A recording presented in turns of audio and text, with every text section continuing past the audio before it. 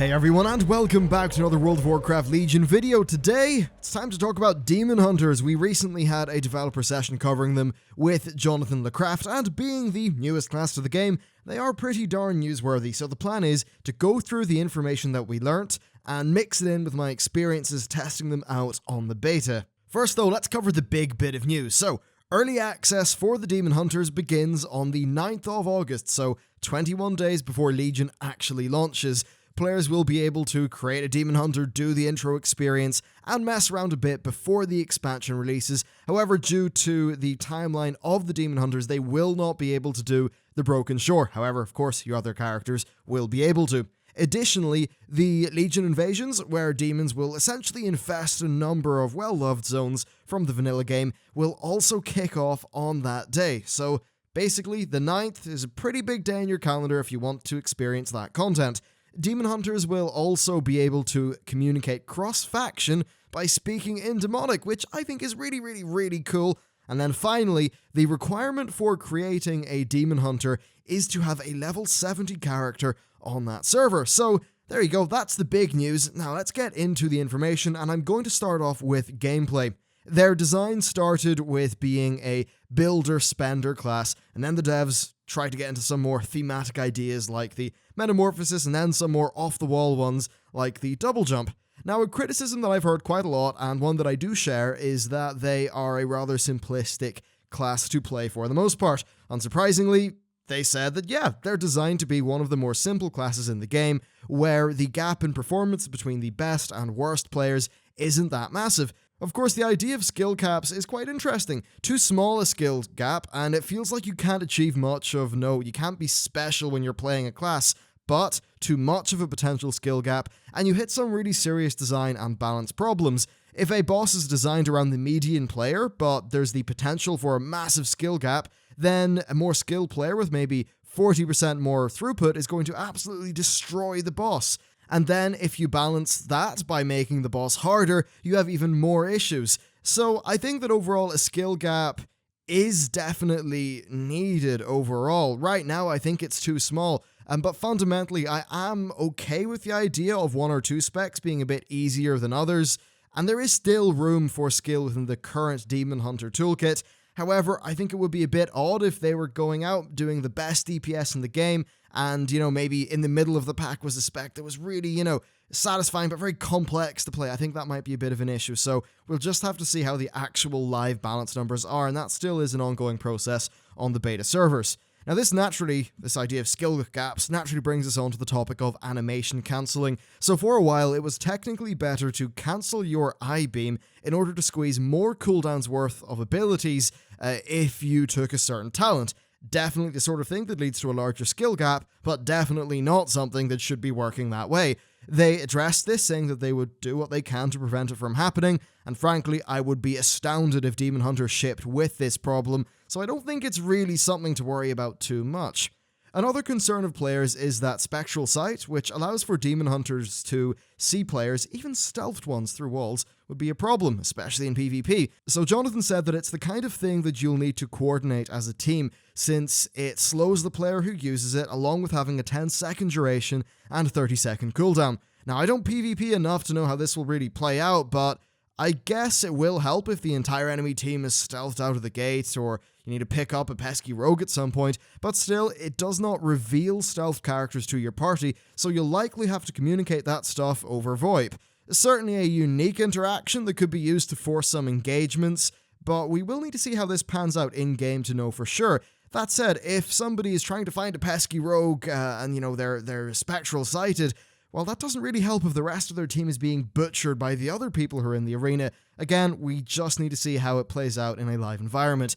Now, still thinking of PvP, mobility has worried some people. LeCraft said that they are similar, if a little less mobile, than monks, and my experience of playing them is pretty much that. Sure, their movement is flashy, it's got the glide and all that stuff, but I'm pretty sure a monk can get from point A to point B faster than a Demon Hunter will be able to. Perhaps there are some RBG and arena concerns with the additional verticality in the movement toolkit of Demon Hunters over monks, but for the most part, I don't really think it's a massive problem. Yeah, there could be some PvP issues. That's something that I think, again, will just need to be solved in the live game. Now, speaking of movement, they also said the double jump almost didn't make it off the cutting room floor, and their biggest concern with double jump was just it breaking things, and especially players getting to places that devs didn't really intend. Actually, they said they didn't really have much in the way of balance concerns with double jump, it was more just breaking the game. Anyway, still on the topic of gameplay, let's move on to talents. So Demon Hunters unlock talents as they level, and since they level from 98 to 100, this means they feel a bit weak and a little bit bland when they are at level 100 because they haven't unlocked their full toolkit. Blizzard somewhat balanced this by giving them a lot of stats early on in their sort of leveling curve from 100. I think they said from level 100 to like 104, there's a little bit more in the way of stats going in to balance that and offset that. Apparently, they should be balanced okay for level 100, but the main goal is, of course, level 110. I do agree that they feel a bit bland initially, and yeah, like you really do get a lot of the more interesting mechanics within their talents. And speaking of talents, we finally had a dev talk about Demon Blades, the rather infamous talent that removes your builder ability in favor of making your auto attacks generate resources instead. They said this exists to offer a more simplistic playstyle, and that it would be balanced to be the second or third best performing talent in that row. So it's not something competitive players will be using or particularly have to worry about, but I do have to wonder if they have some sort of fear over there being too much complexity here. I agree that having a small amount of buttons which have more interactions is a more elegant way to design a game. If you want a really good example of, getting a lot of gameplay out of a small number of things, look at Downwell. And I think that's the thing that, I think it was Miyamoto who really was sort of pushing that in a lot of the way he talked about how they did some design for Mario. So I think that's a really cool way of designing games. Get as much stuff out of as little as you can. But in this case, I just think it feels a little bit worse to play. That's just my opinion, of course, but a builder-spender spec without a builder just feels really bland and undynamic to play. So I'm just not sure who's going to really see the value in that talent. Now, hopefully, if it comes out and it turns out it's not popular with players, they can then shuffle something a little bit more interesting into that slot of the talents. Let's move on to transmog stuff. So, while they don't make much sense, glaives are pretty darn cool, and we have some news surrounding glaives. The glaive that you will get in the Demon Hunter starter experience will be bind on account, so I assume moggable by other characters within the same category as one-handed swords, axes, etc. They also said they might look into allowing Demon Hunters to use the same model as the Warglaives of Azeroth, of course the iconic weapon model from the Burning Crusade expansion. I think that would be pretty darn cool. Would it open the floodgates to other legendary items being transmoggable in-game? Who really knows? It's a case now where it's particularly thematic, so I could see them making an exception on that rule. Also, on the transmog front, they said that there isn't an option to hide your chest armor. It's something that some people wanted so they could show off the Demon Hunter tattoos, but Warcraft did say that quite a lot of their armor is decently revealing anyway, so it shouldn't be a massive issue. As far as races go, there are no plans to open them up past Knight and Blood Elves. This makes lots of sense in the lore, plus they mentioned that only having 2 races to worry about meant that they could spend more time making them feel more unique and customized, and that's something that I definitely think is apparent in their models and animations. Also on the lore front, there is to be a narrative tension between them and the Night Elves, which is harking back to a lot of the lore of Illidan and all the deaths that he caused, so it will be cool to see that be portrayed in the game. Anyway, that's essentially the main stuff covered, so I'm just going to blast through the remaining miscellaneous stuff.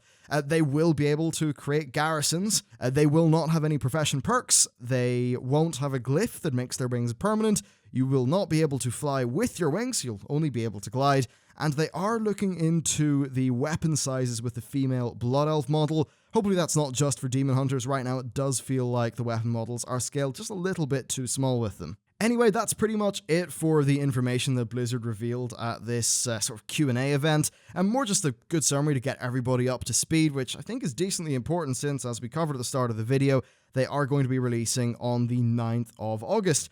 Anyway, that's pretty much it for the video. Overall, I'm looking forward to messing around on them. I don't think it's a class that I will main by any means, but hey, it'll be a little bit of fun, and certainly if you want a new profession alt that'll start off at a high level that you can maybe go and farm old content on, they're a pretty decent fit. Anyway, that's it for me. Let me know what you think down in the comments or via Twitter, which is of course the best place to get me, and with that, I'll see you next time.